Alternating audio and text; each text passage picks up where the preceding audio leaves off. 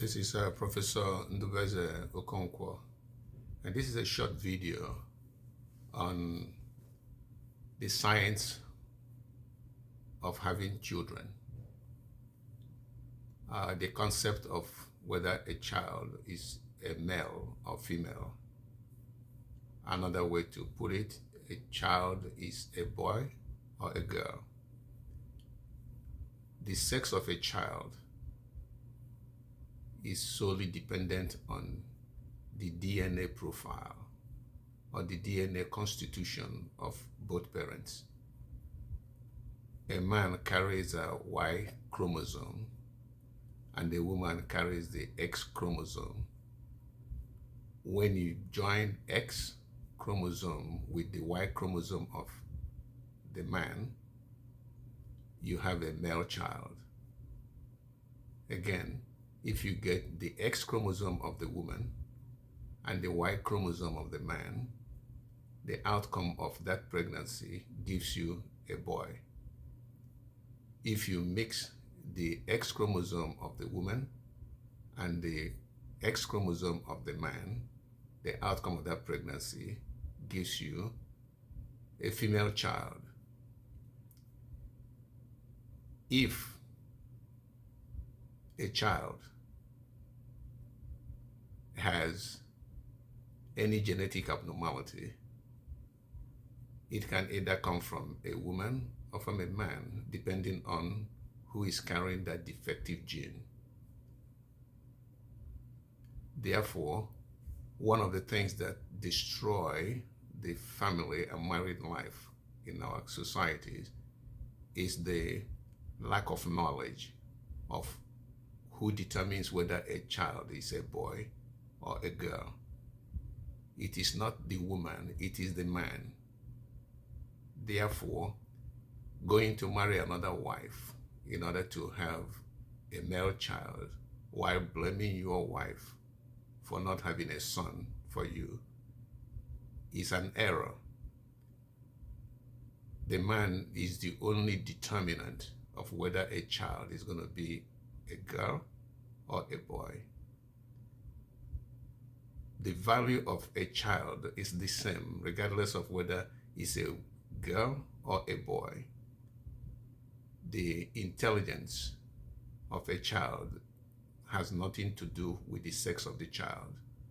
You can have the smartest child as a girl, or you can have the smartest child as a boy. It's independent of the sex of the child. Therefore, it is my recommendation to the community to please look into this misconception that has existed in our community for years on end and learn the truth in order to preserve the family. The other thing that is trending in our community today, which is a concept of lie, in which a couple, either engineered by the wife, will tell people that there is something called cloud pregnancy, in which you are pregnant but it's not shown on looking at your abdominal wall, and it's assumed that the child is in the cloud. And then the night before you deliver the baby, suddenly the child will come from the cloud into the womb and the woman delivers the baby. That's a lie. If anyone is pregnant and you use ultrasound and scan the womb, unless the person has ectopic pregnancy, which is a child existing outside the womb, which is very rare, if you use ultrasound, you are going to see the baby 100% of the time. If it's existing outside the womb, like on the ovary or outside the ovary, like in the tube, if it does not produce severe complications, sometimes leading to death, if you use CAT scan, you will see that baby no matter where it's located. Therefore, the concept of having a child in the cloud until the day of delivery is a lie. It is a mechanism by which people are stealing other people's children and people deceiving their spouses, either the woman deceiving the man or the man deceiving himself, because you know what the facts are. Therefore, it is not in the interest of the society to maintain these lies. In reference to not having a child, adoption is an option for every person, and it is the highest level of expression of love. You don't have to go through the route of the deception of cloud pregnancy in order to have a child. There are many children to be adopted, and no one should be called a motherless baby because it's living somewhere geographically located called motherless baby home. There is no child that is motherless. If all of us do what we're supposed to do, expressing the love to all mankind, if we have the ability to adopt, even if we have our own biological children, we should do so. And there is no shame of not having biological child, because all of us know, for those who believe in God, that humanity is created, not manufactured by any man or woman. No one determines who his father or mother is going to be. God chooses who your parents are and chooses who your siblings are. He only allows you to choose your friends.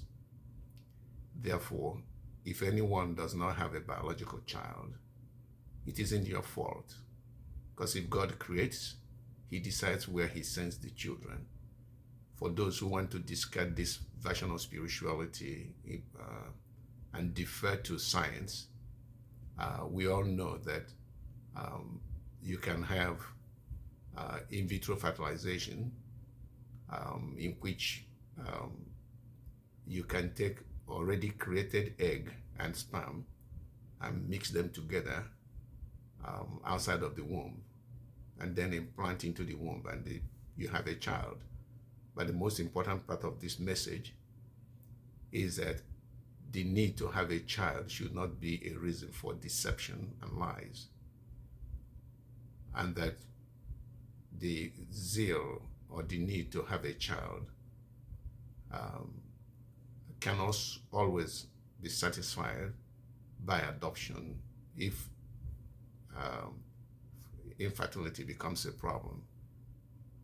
I have many friends who have adopted children, and the best parents that I've known in my life. They express incredible love beyond the capacity of human beings, because that is the highest level of love that anyone can show to another. I admire these people. They are my beacon, the light on the hill. They are the model of what God is. And I thank you for considering this video and sharing with others so we can minimize the havoc we're creating in the community, lying to one another about cloud pregnancy that doesn't exist, or blaming a woman for something she's not responsible for. Again, having a baby girl or boy is solely determined by the Y chromosome of the man. Therefore, if you want to blame anybody, the blame should go to the man and not to the woman. But it shouldn't be the blame to anyone, because no man or woman controls life. I hope this helps.